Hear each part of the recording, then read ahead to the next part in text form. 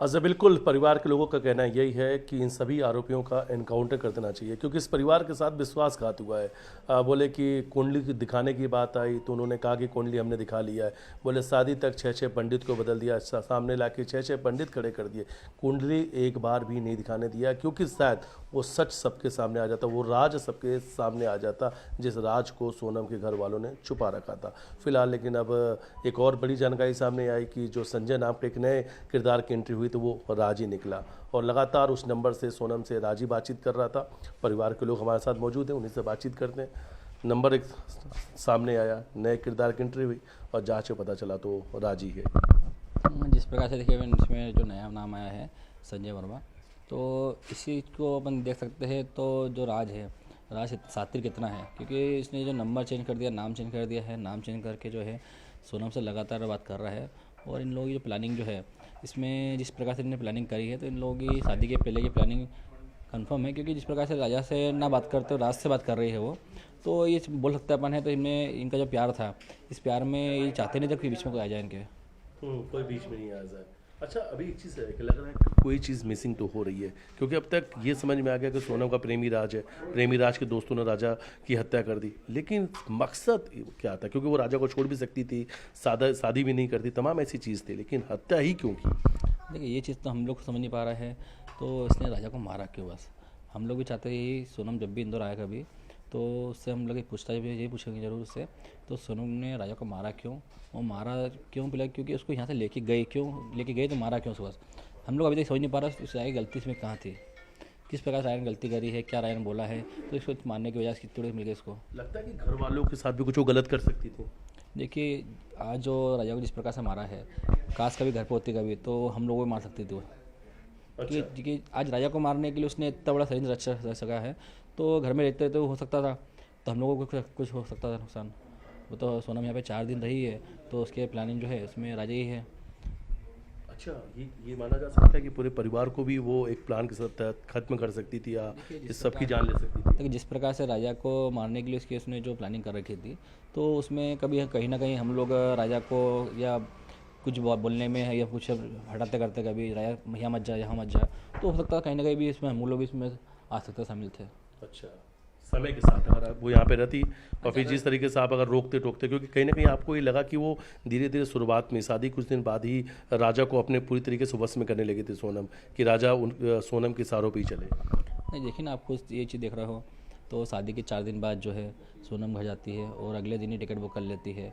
उसमें राजा जैसे कि कभी खुदा ना करते राजा नहीं जाता कभी, तो राजा बच जाता आज। और उस प्रकार से कभी राजा घर पे रहता, या राजा को अपने यहाँ से इंदौर में लोकल का घुमाने ले जाती है वो अकेले में, हो सकता है उसके साथ वहाँ भी हंसा कर सकती थी, पूरा कर सकती है वो। मगर राजा उसके जैसे राजा ने सोचा नहीं मेरी धर्मपत्नी है, तो उसके कहने में आया राजा, और राजा चले गए यहाँ से बस।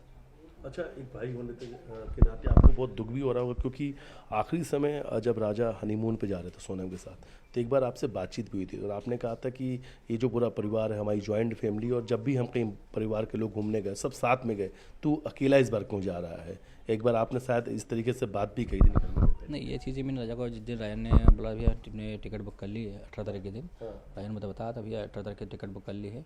तो मैंने क्यों टिकट किसने बुक करी है? बोला सोनम ने टिकट बुक करी है। मैंने एक सोनम टिकट बुक करे या तू टिकट बुक करे, पैसा घर के लग रहा है, तो अपन जो है पूरा परिवार समेत अपन साथ घूमने चलेंगे। और क्योंकि अपन लोग बहुत दिन घूमने जा नहीं पाए, तो अपन साथ में घूमने चलेंगे। और तू अकेला जाता कभी है, तो भाभी सोचेगी तभी 4 दिन शादी के नहीं हुए, तुम उसको छोड़ दो अभी तुम बेसी, तो इसके लिए राजा को चिल्लाया था मैंने। तो राजा में से एक दिन फिर बात नहीं करी वैसे एक दिन।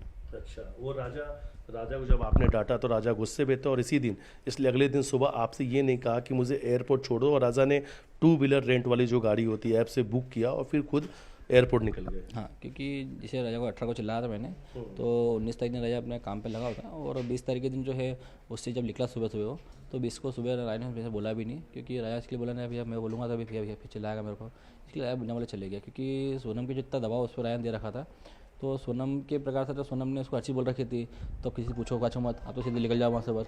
तो सोनम के सामने चिल्लाया जब राजा फ़ोन पर बात करा उससे, जब भी मैंने राग बोला था, तो उस टाइम सोनम लाइन पे थी, तो सोनम ने सुन लिया उस टाइम पे था शायद, तो भैया चिल्ला रहा है।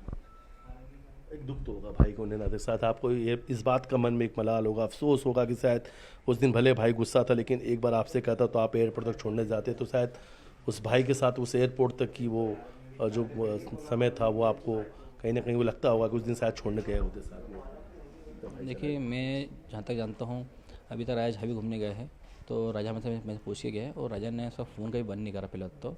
भले कहीं भी जाएगा मगर फ़ोन संपर्क हमसे करते रहता था वो। बाकी इस प्रकार उसने साथ में दोनों जने जब गए हैं तो सोनम ने उसका फ़ोन बंद करा देखते पहले, और राजा को ये कहा था अपन लोग यहाँ पे जो है हनीमून के लिए आए हैं, पर यहाँ तो बिजनेस के लिए नहीं आए हैं, तो आप दिन में फ़ोन में लगे रहते हो। तो राजा एकदम सीधा था, तो राजा ने सोनम की हर बातें मान ली थी, जो कि इसको नहीं मानना चाहिए था। बस उसी का फायदा सोनम ने उठा लिया।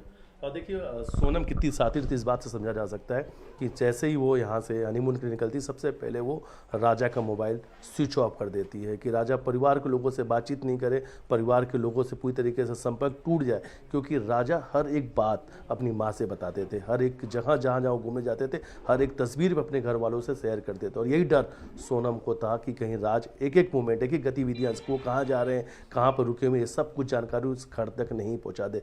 इसलिए सातिर सोनम ने सबसे पहले मोबाइल फ़ोन को स्विच ऑफ किया और अपना फ़ोन उसने हमेशा अपने पास रखा, जिससे वो लगातार अपने प्रेमी राज के संपर्क में थी। वीडियो जर्नलिस्ट डल्ला साथ मिथिलेश गुप्ता, न्यूज़ 18 इंदौर।